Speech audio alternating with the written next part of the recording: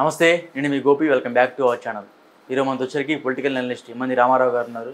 Sir నమస్తే. Sir నమస్తే అండి. సార్, కూటమి గవర్నమెంట్ ఫామ్ చేసి కేవలం నెల రోజులు కావట్లేదు. ఇంతలోనే వాళ్ళిద్దరి మధ్య విభేదాలు వస్తున్నాయి. ముఖ్యంగా పవన్ కళ్యాణ్ గారికి లోకేష్ గారికి మధ్య అంతర్గతంగా కొన్ని విభేదాలు మాత్రం బాగా జరుగుతున్నాయని కొంచెం వార్తలు బాగా అయితే వైరల్ అవుతున్నాయి. సో దీంట్లో నిజమవుతుందంటారు? ఇక్కడ ఎలా ఉంటారంటేనండి, వాళ్ళిద్దరూ మాట్లాడుకుంటున్నారు. నో డౌట్ మన లోకేష్ పవన్ కళ్యాణ్ని ఒక పెద్దన్నయ్యగానే చూస్తున్నాడు. అలాగే సంపూర్ణమైన ప్రేమ చంద్రబాబు నాయుడు మీద పవన్కు ఉంది, లోకేష్ మీద కూడా ఆ మర్యాద ఉంది.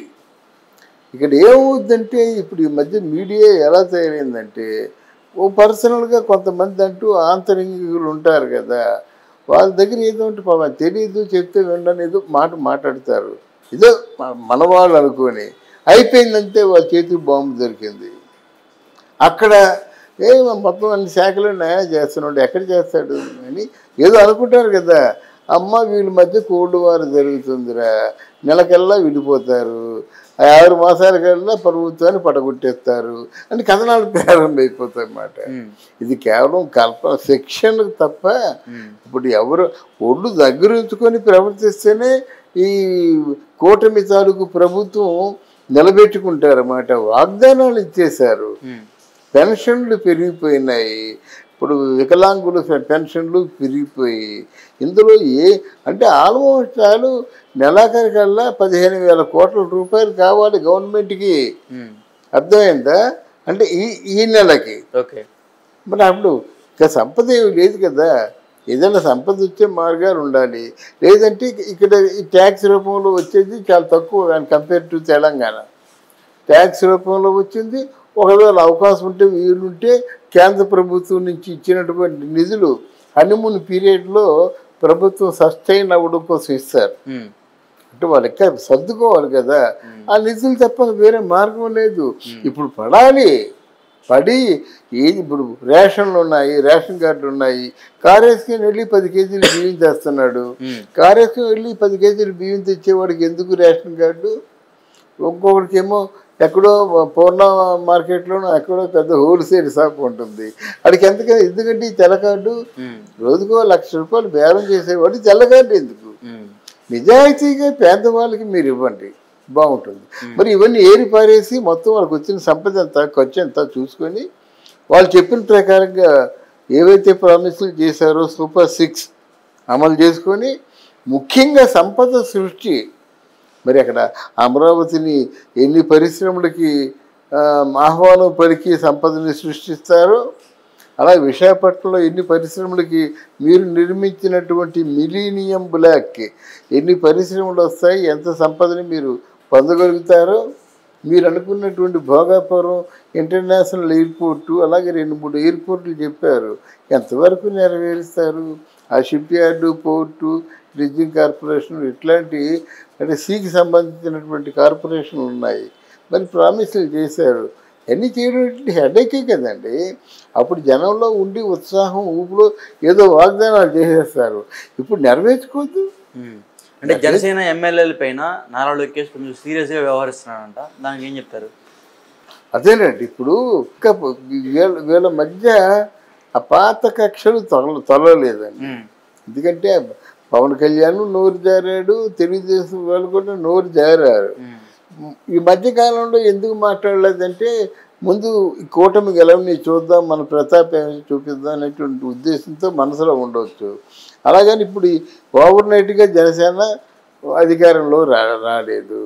ఆ తెలుగుదేశం పార్టీ కూడా జనసేన వదిలేసినట్టయితే పర్వాలేదు, అది మేజిక్ ఫిగర్ దాటిపోయింది. సో దానికోసం పవన్ కళ్యాణ్ చూస్తున్నాడు. ఒకవేళ పవన్ కళ్యాణ్ వదిలిపెట్టినప్పుడు కూడా ఆ బీజేపీ పార్టీ మూల విరాట్ మోదీ దగ్గర నుంచి ఏదైనా అంటే బాంబు పడుతుందేమో భయం. కేవలం మోదీ గారిని చూసే పవన్ కళ్యాణ్ని బాగా భయపడతారు. అంటే లాజికల్గా చెప్తున్నాను నేను, లేకపోతే ఇంకేముందండి, అది మేజిక్ ఫిగర్ వచ్చింది కదా ఎవరికి, బాబు గారికి. బట్ ఈతో అవసరం ఏముంది? కానీ ఈయనతో అవసరం ఉండే ఈ ముగ్గురు కలయికని సృష్టికర్తే పవన్ కళ్యాణ్. అందుకోసం బాధపడతారు, అంటే ఒకళ్ళు చూసి ఒకళ్ళు భయపడతారు అన్నమాట. ఇక్కడ కొంచెం అంటే సంయమనం పాటిస్తే పర్వాలేదు, కానీ కుర్రాళ్ళు కదా వీళ్ళు, లోకేష్ కానీ ఎవరైనా కొంచెం ఏదైనా బాగా అంటే బాగా నమ్మకస్తులు నోరు చేస్తారు, వాళ్ళు వెళ్ళి బయటికి వెంటనే ఆ కడుపులో ఉప్పు తీరదన్నమాట అనుకుంటే కానీ వాళ్ళకి కడుపులో మంట చల్లారదు. అటువంటి విధంగా మన దగ్గర పరిగెత్తుకుంటూ వచ్చినటువంటి ఒక కాల్పనిక వార్త ఇది. అంటే జనసేన ఎమ్మెల్యేలు కొంతమంది నారా లోకేష్కి ఎదురు తిరిగి మాట్లాడారని, సో దానివల్ల నారా లోకేష్ గారు జనసేన ఎమ్మెల్యేలపై బాగా మండిపడుతున్నారంట. అసలు ఎందుకు ఎదురు తిరిగారంటారు? లేదు, వాళ్ళకి లోకేష్ తాలూకు ఆంతర్యం తెలియదు.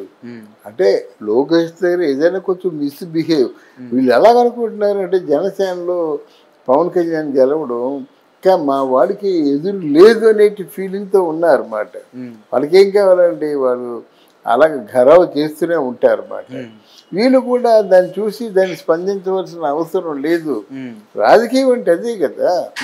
ఇంతకుముందు జనసేన పార్టీ కూడా చేసింది అదే కదా. పవన్ కళ్యాణ్ భార్యను తిట్టినా, తల్లిని తిట్టినా, కూతుర్ని తిట్టినా మరి సహించారు కదా. ఎందుకు సహించారని మీరు పట్టు పెట్టారా? పట్టు పెడితే మాత్రం ఆయన మీ తాలూకు మాటలు వింటాడా? ఆయన తాలూకు టార్గెట్ ఏంటంటే జనసేన పార్టీని స్థాపించాము, ఆ జనసేన పార్టీని గెలిపించాలి. అంటే ఇంకొకటి కాదనట్లేదు, ఇంకొకటి చంద్రబాబు గారు నారా లోకేష్కి ఐటీ మినిస్టర్ ఇచ్చి తప్పు చేశారా? లేదండి, ఐటీ మీద కొంత వర్కౌట్ చేశాడు నారా లోకేష్, తప్పు చేయలేదు. ఇంకోటి లేదు, ఆల్టర్నేటివ్ అక్కడ లేదు నారా లోకేష్కి. ఎందుకంటే జనసేన పార్టీలో చాలా మందికి ఐఏఎస్ సంబంధించిన క్యాడర్ ఎవరైతే ఉన్నారు, రిటైర్డ్ ఐఏఎస్ గారు, సో వాళ్ళకి ఇస్తే మంచిగా ఉండేది కదా ఐటీ. అంటే కాంట్రాక్ట్స్ ఉండాలి కదా. లాస్ట్ గవర్నమెంట్లో కొంత ఆయన కాంట్రాక్ట్స్ పెట్టుకున్నాడు.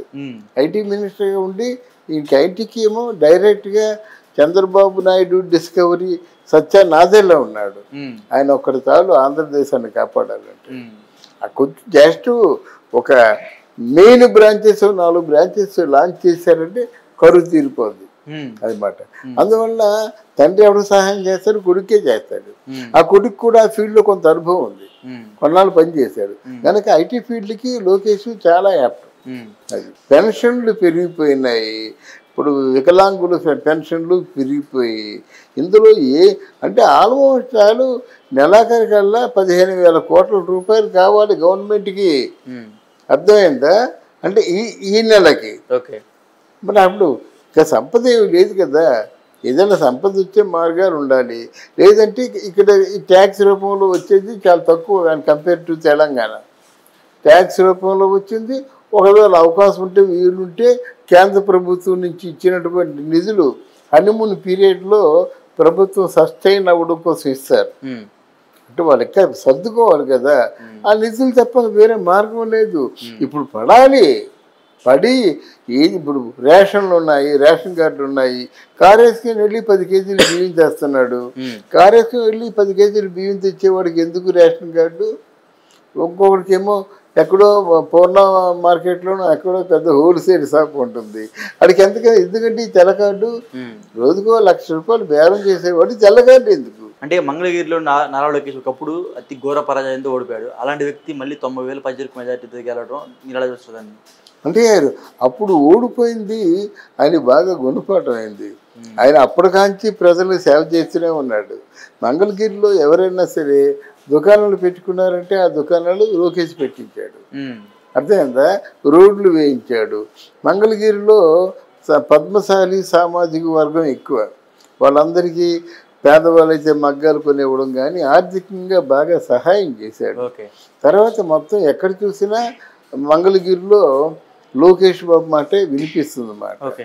అందువల్ల వాళ్ళకి లోకేష్ తప్పించి ఇంకొకరికి ఓటు ఊహించలేరు. అంత మెజార్టీ రావడానికి కారణం అది.